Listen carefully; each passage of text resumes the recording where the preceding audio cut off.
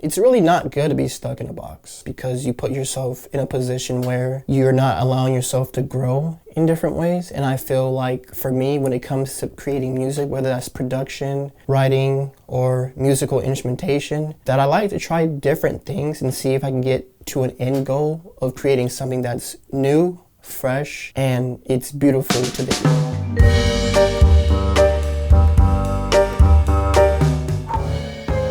So funny story, I was passing by some cars that were in a parking lot, and for some reason one of them just randomly started going off. I got a light bulb moment and I whipped out my phone and I just started recording. I'm like, I have to sample this. I don't know why, but I should sample this.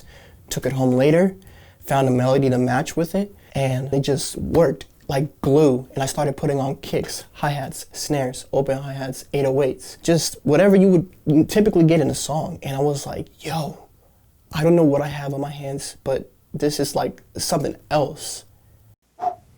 Is this real or make-believe? Am I hallucinating? Who can I trust in this music industry? I go back and forth with creating the art community and debating with the queen. Believe it or not, it's Ripley's.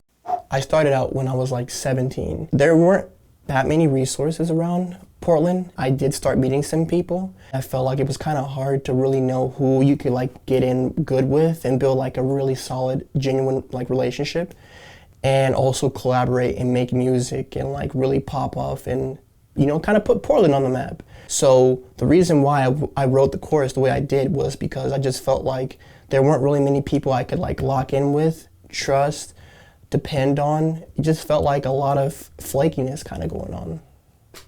Wait a second, they ain't ready for the information that I'm spitting. And I know it has been a minute. I went independent, became the lieutenant after failed partnerships that I intended for my well-being, for myself and others. Underneath the covers, my art suffered, bonds broken between brothers, isolation beyond suffering, but I keep fumbling like linebackers.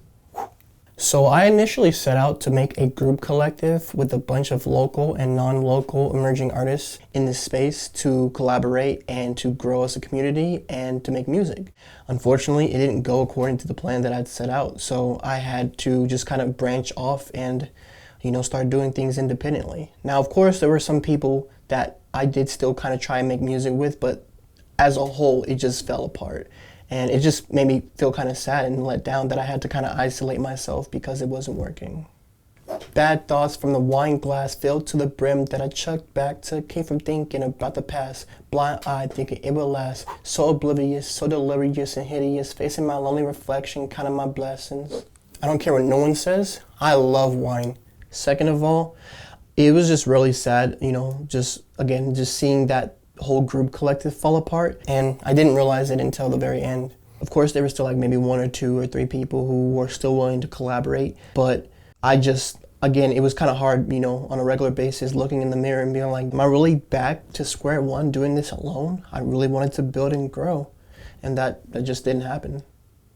Counting my blessings, running away from my messes, posting it on social media, all for the media, and I stay stressing, leaving them guessing, am I good? I'm too much in an open book. My attention's way too pure. The devil gotta interfere in every nook and cranny, yeah. I don't like conflict at all. I just try and do my best to avoid it because I feel like if 2 people can have a normal conversation and get their thoughts, you know, across, then, you know, those type of things can be avoided. There's gotta be a better way.